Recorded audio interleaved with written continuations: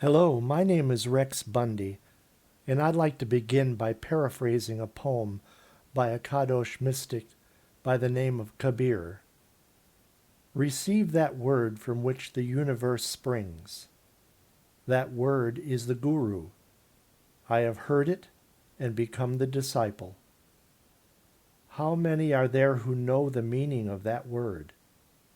O seeker, practice that word. The Vedas and the Puranas proclaim it. The world is established in it. The rishis and the devotees speak of it, but none knows the mystery of the word. The householder leaves his house when he hears it. The ascetic comes back to love when he hears it. The six philosophies expound it. The spirit of renunciation points to that word. From that word, the world form has sprung. That word reveals all. Kabir says, "But who knows whence the word cometh?" Within mysticism, there are many euphemisms such as, "We worship that which is not this."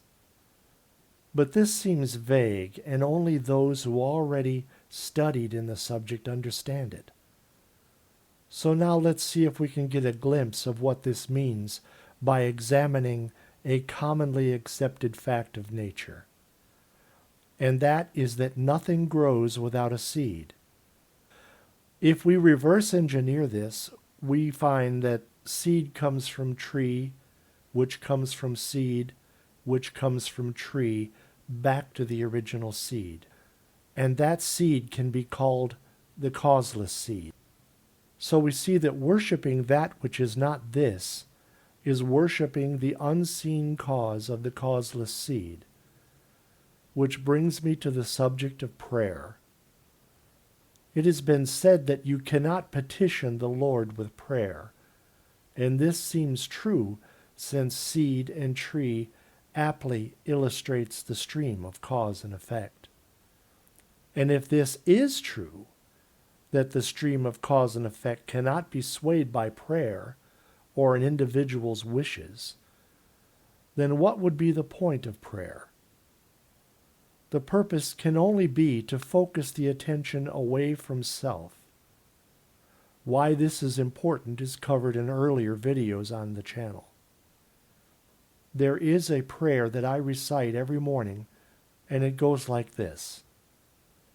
Father of all things, holy and unknowable is thy true name. Thy will be done. And so I ask for nothing except the opportunity to experience the glorious unfolding of your will for one more day. And although I know that God is not swayed by my prayer, I am. The prayer starts my day by reminding me that I am not the center of the universe. But you may be asking yourself, why do I begin my prayer with Father of all things? I am referring to and acknowledging the cause of the causeless seed. I cannot know the purpose of creation, but I do know that it was not begun for me or my egocentric purposes. Its true name, and hence its nature, is unknowable and holy, or kadosh, which means set apart.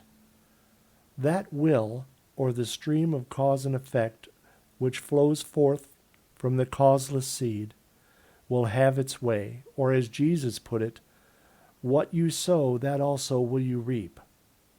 This is repeated by the Buddha. Be careful of your thoughts, words, and deeds, for you will become heir to them. In Hindu practice, this is referred to as karma. This truth is disclosed by the last step of enlightenment, recognizing the absolute sovereignty of the law of cause and effect, which when followed to its source, reveals the self as pure illusion. Knowing this, the fortunate are granted contentment and peace. Those who do not recognize the truth of this are fated to live a life of anger and frustration.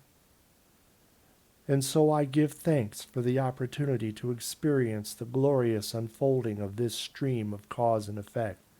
And I hope that this message puts a smile on your face and contentment in your heart.